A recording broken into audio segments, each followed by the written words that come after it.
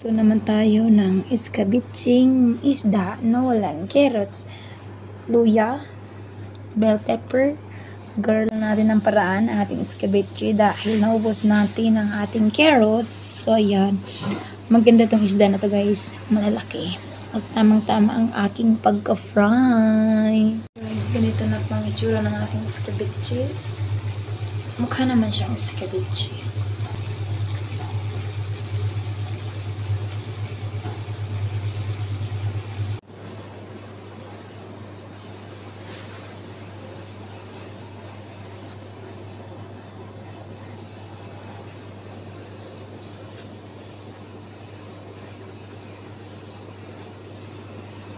Guys, magluto tayo ngayon ng talong.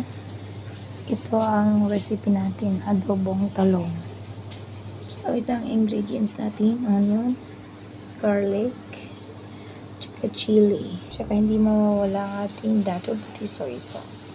Bago natin i-adobo guys ang ating talong, dapat ito ay naka-fry. So, ganito lang dapat ang kanyang pagkaluto. Hindi siya yung sunog.